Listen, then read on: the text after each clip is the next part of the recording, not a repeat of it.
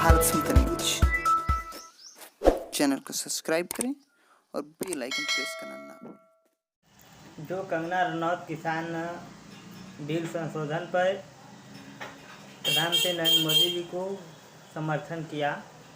BJP के पास अब कोई नहीं बचा है राजनीतिक मुद्दा।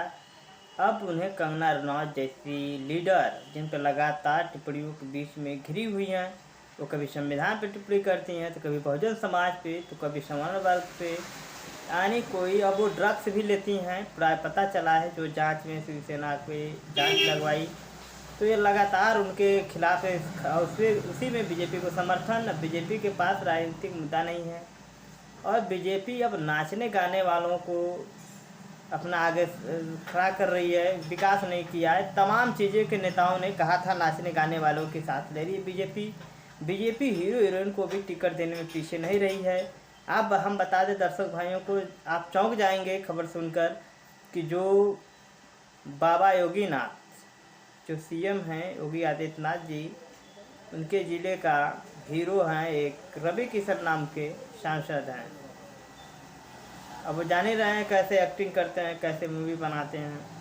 तो अब ऐसे चेहरों को बीजेपी सरकार के पास हीरो हीरोइन को टिकट, सेलिब्रिटियों को, वहीं हम बता दें हंसराज को भी टिकट मिला दिल्ली से, जो अनुसूचित जाति के एससी की सीट थी जिसपे मिला। वो सांसद हैं बीजेपी के और वो भी सेलिब्रिटी चेहरा ही है।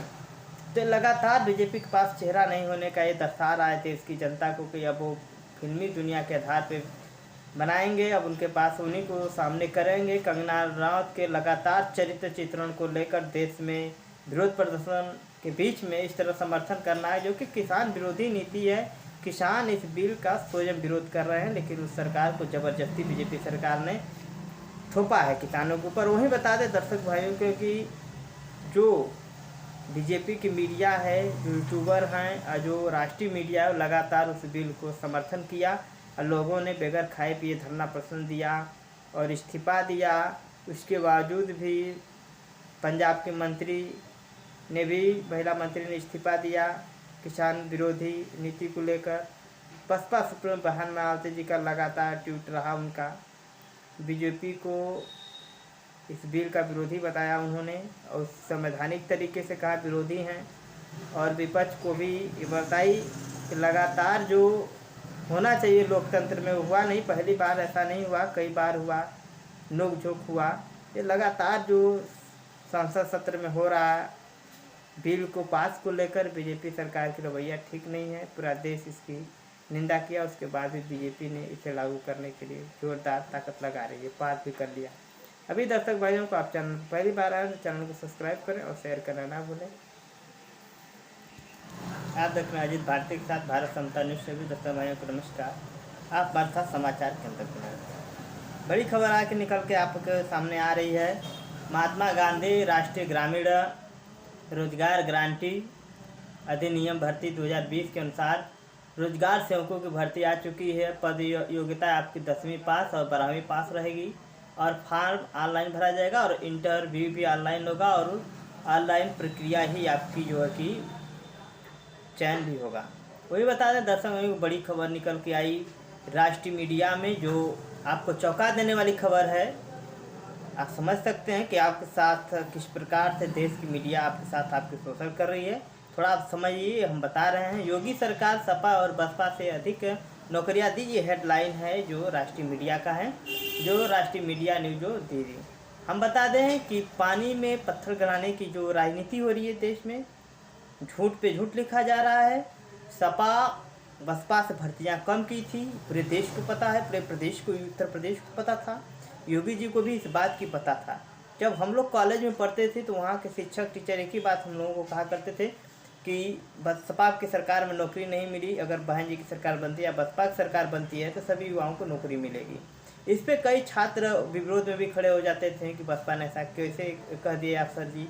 तो उस सर जी को समझाते थे सर जी युवाओं को कि नहीं, बसपा ने सबसे अधिक भर्तियाँ की और नौकरी भी दिया। अब रही अब मीडिया के साथ सोच सकते हैं टीचर अध्यापक जिनके घर के लोग नौकरी पाए। अभी बीजेपी सरकार में मीडिया लिख रही है कि जबकि बीजेपी का लगातार बेरोजगार युवाओं ने विरोध किया है, उस स्थिति में देश की मीडिया ये पेपर में छापती है। अब बिहार में अब बता दें, हम बिहार की चुनाव की बात थोड़ा कर लेते हैं।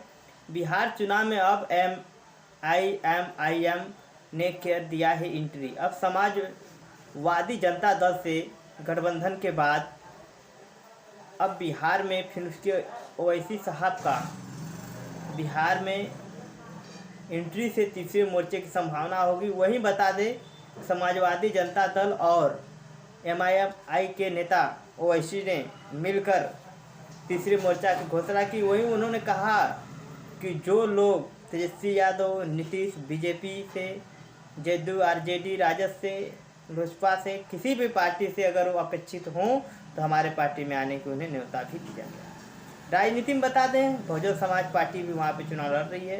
पूरे दमखम के साथ सारे चुनाव लड़ती है BSP। कई सीटों पे हार जीत के संकट से पीछे रह जाती है। बिहार में कई सीटों ने भी बसपा ने जिताया है। वही दर्शक भाइयों को बता दें, बड़ी अपडेट, भीम आर्मी भी वहीं चुनाव लड़ रही है। अगर बात करें बिहार की, तो बिहार एक ऐसा राज्य है कि सारी पार्टियों को कभी निराश नहीं किया। सभी पार्टियों को, चाहे वो उपेंद्र कुशवाहा हों, उन्हें भी 1-2 सीट मिल जाती है। हम हैं रामजीतन मांझी, उन्हें भी 2-4 सीटें मिल जाती हैं। बहुजन समाज पार्टी को भी, BSP को भी 1-2 सीटें कभी न कभी मिली जाती है। 5 सीट तक की जीत जाती है BSP। तो लगातार ये जो खबरें बिहार से आ रही, लोगों को अपेक्षाएं पूरी हो रही है।